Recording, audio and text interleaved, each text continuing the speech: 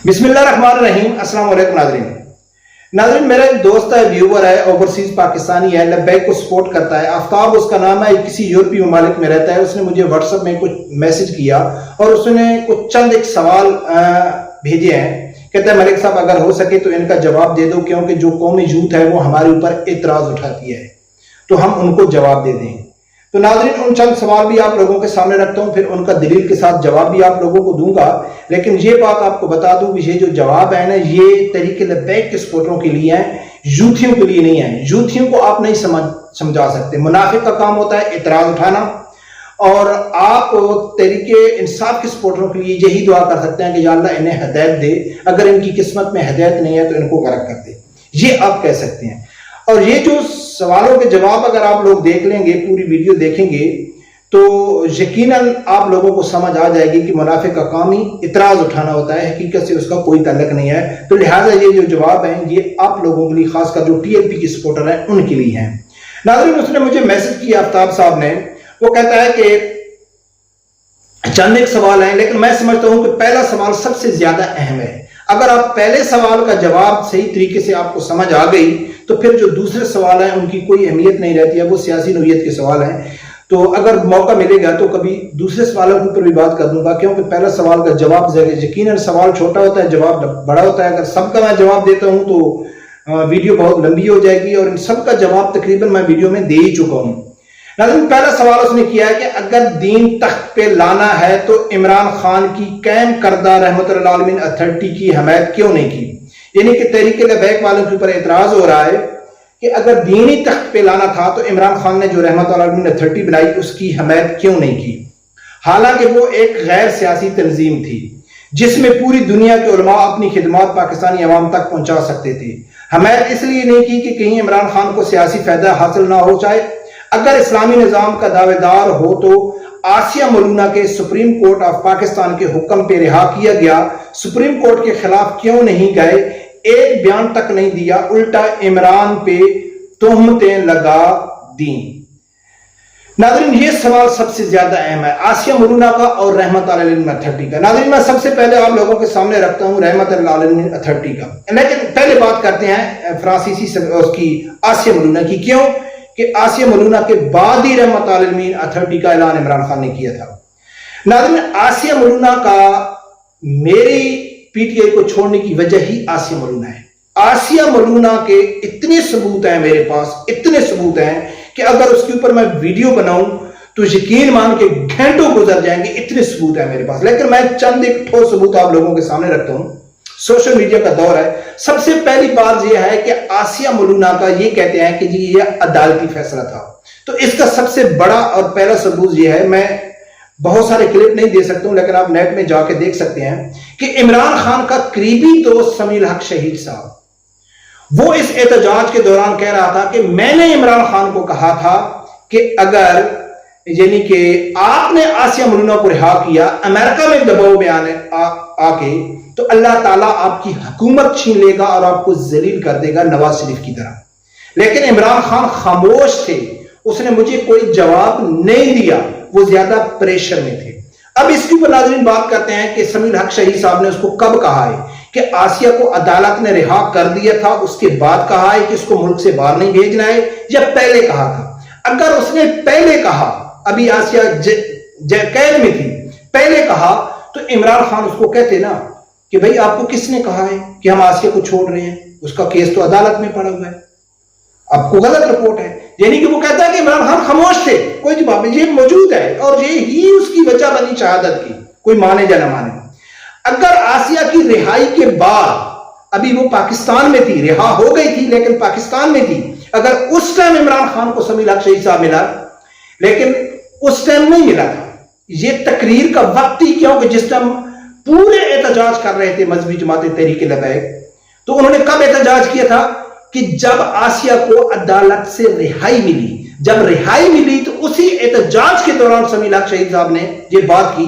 तो इससे ये बात वाज़ेह हो चुकी है कि अभी आसिया मलूना जेल में थी और पहले इनका प्लान बन चुका था कि हमने आसिया को यानी कि रिहा करना है। उस वक्त जाकर समील हक ने कहा कि इमरान खान को कि आपने आसिया को रिहा नहीं करना है, अमेरिका के सामने डट जाओ اور یہی تقریر عمران خان اور اسی سمیع الحق شہید صاحب نے ثاقب نثار کو بھی کہا ہے کہ یہ واجب القدر ہے، جس کے بعد اس کے بعد چند ایک گھنٹوں کے بعد شام کو سمیع الحق صاحب شہید ہو گئے تھے، پھر اس کا کیس بھی بند کر دیا گیا۔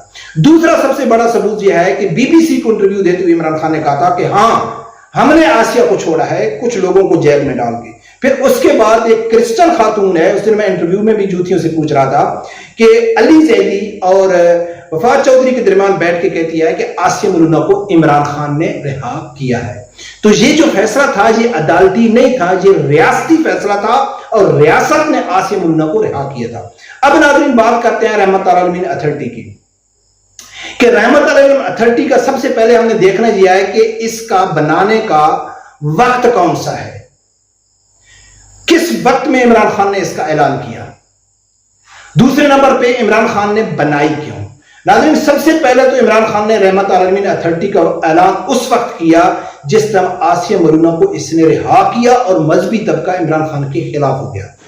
تو ناظرین عمران خان نے آسیہ کی رہائی کے بعد اپنے آپ کو سچا عاشق رسول ثابت کرنے کے لیے سب سے پہلے اس نے اعلان کیا تھا کہ میں خاتم النبیین کانفرنس کا اعلان کرتا ہوں، ہم پروگرام کریں گے پاکستان میں۔ وہ اعلان کر دیا، لیکن کچھ دنوں کے بعد اس نے اس کا نام چینج کر کے رحمت العالمین اتھارٹی کانفرنس رکھ دیا۔ وہ کیوں رکھ دیا اس کے اوپر میں ویڈیو بنا چکا ہوں کہ خاتم النبیین کے اوپر تو بہت سارے لوگوں کو اعتراض تھا، کسی لوگوں کو تکلیف تھی، رحمت العالمین تو کے اوپر کسی کو اعتراض نہیں تھا، یعنی کہ کفار کو بھی اعتراض نہیں تھا، اس لیے عمران خان نے اس کا نام رکھ دیا۔ پھر اسی کانفرنس میں اس نے اعلان کیا تھا کہ میں رحمت العالمین اتھارٹی بنانے جا رہا ہوں۔ تو وقت دیکھو کس ٹائم بنایا کہ جب آسیہ ملونہ کو رہا کیا گیا، جب پورا مذہبی طبقہ عمران خان کے خلاف تھا، اس وقت اس نے اعلان کیا۔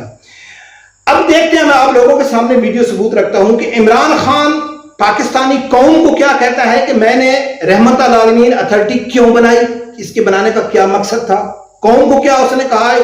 پھر بی بی سی کو انٹرویو دیتے ہوئے عمران خان نے ان کو کیا کہا ہے کہ میں نے رحمت العالمین اتھارٹی کیوں بنائی۔ تو ناظرین سب سے پہلے سنتے ہیں عمران خان نے پاکستانی قوم کو کہا ہے کہ میں رحمت العالمین اتھارٹی کیوں بنا رہا ہوں۔ یہ ویڈیو سنو پھر آگے بات کرتے ہیں۔ جو رحمت العالمین اتھارٹی یہ اس کیوں بنائی تھی، کیونکہ میں آہستہ آہستہ مجھے یہ خوف آنا شروع ہوا کہ ہم اب ساری تقریباً قوم عاشق رسول ہے، ہم سب اپنے آپ کو کہتے ہیں ہم عاشق رسول ہیں، ساری قوم عاشق رسول ہے، عمران خان کے بقول ساری قوم عاشق رسول ہے، لیکن عاشق رسول ہیں تو اس کو ثابت آپ ایسے کر سکتے ہیں کہ ان کی سیرت پہ چلیں، ان کے راستے پہ چلیں، ان کا راستہ کدھر ہے، قوم کس طرف جا رہی ہے۔ یہ جو حرکتیں ہیں، یہ جو بھی آپ نے اگر ان کی زندگی،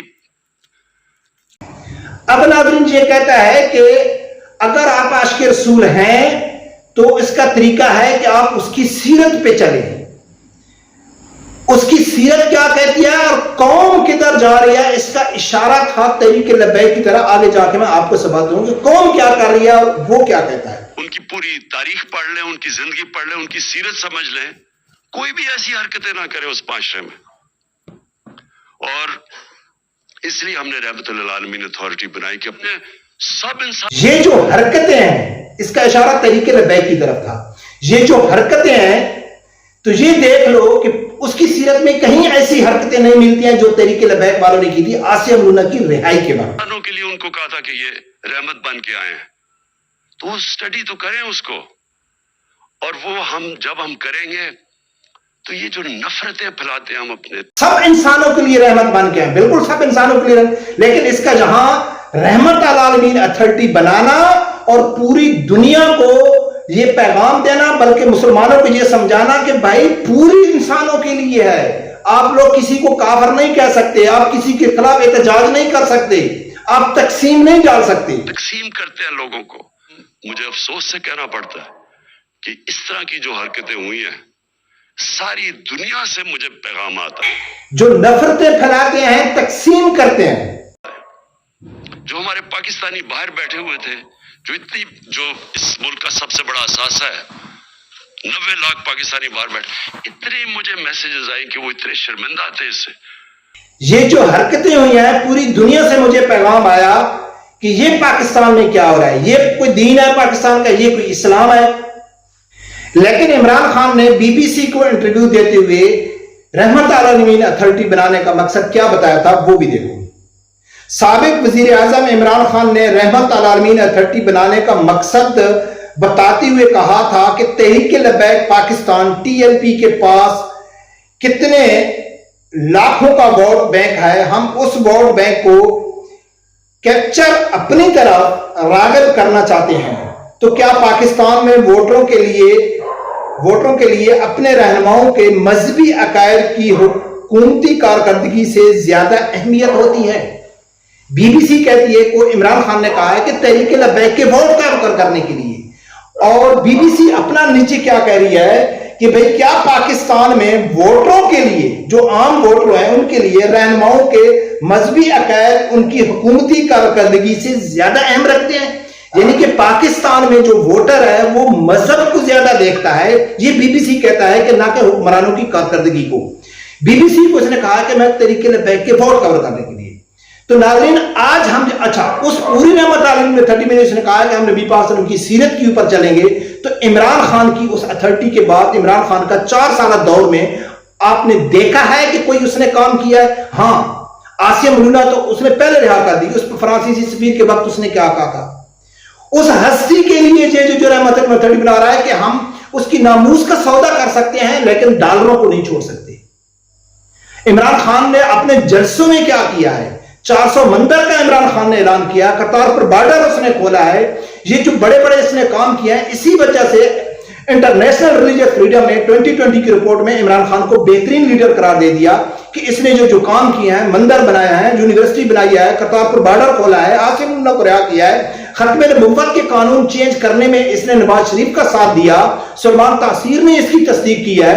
تو یہ ٹوٹلی عمران خان کا جو تھا نا، یہ اسلامی ٹچ تھا، وہ بڑھتی ہوئی تحریک لبیک کی جو مقبولیت تھی اس سے یہ خوف زدہ تھا، اور جو ہیکر تھا جو کچھ پہلے 5-6 مہینے پہلے وہ جو لیکس کا سلسلہ چل رہا تھا، اس لیکس میں بھی ہیکر نے کہا تھا کہ بشرا بی بی نے عمران خان کو کہا ہے کہ آپ نے خادم حسین رضوی کی طرح سیاست کرنی ہے۔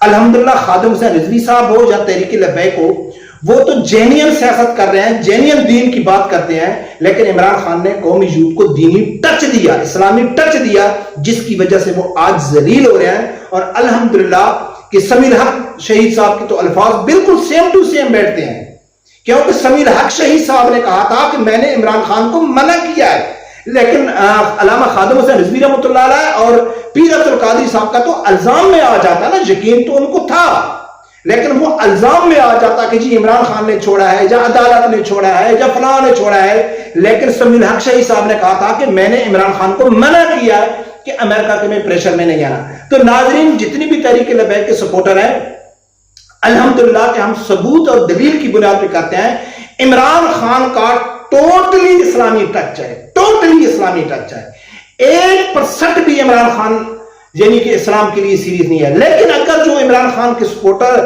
یا عمران خان کہتا ہے کہ میں پاکستان میں اسلام کے اوپر کام کرنا چاہتا ہوں، تو وہ ایسا اسلام لانا چاہتا ہے جس کو ہم نہیں مانتے، وہ ایسا اسلام لانا چاہتا ہے کہ جس میں جہاد کا کنسپٹ نہ ہو، جس میں کوئی گستاخی کر رہا ہے تو اس کے خلاف احتجاج نہیں ہونا چاہیے، کوئی بے ادبی کر رہا ہے تو انہیں جانا چاہیے، ناچ گانا ہونا چاہیے، فلم انڈسٹری ہونی چاہیے، مندر عام ہونے چاہیے، سب کچھ ہونا چاہیے۔ یہ سب عمران خان پاکستان میں ایک ماڈرن اسلام لے کے آتا ہے جس کو ہم نہیں کہتے۔ یوتھی اگر اس کو اسلام سمجھتے ہیں تو ان کو ایسا اسلام ان کو مبارک، لیکن امن اللہ ہم کو ایسا اسلام نہیں چاہیے کہ جو ماڈرن اسلام ہو، کہ جس میں آپ جو کچھ بھی کریں۔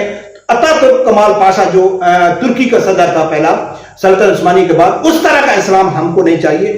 یوتھیوں کو مبارک ہو۔ تو لبیک کے کارکنوں کو میرے یہی گزارش ہے کہ آپ یوتھیوں کے لیے یہی کہہ سکتے ہیں کہ اللہ تعالیٰ ان کو ہدایت دے، اگر ان کی قسمت میں ہدایت نہیں ہے تو اللہ تعالیٰ ان کو غرق کر دے۔ میں تو یہی کہتا ہوں کیونکہ میں تو خود یوتھیا رہ چکا ہوں نا، مجھے تو معلوم ہے نا، اور میں نے ایسے تو ان کو نہیں چھوڑا ہے نا۔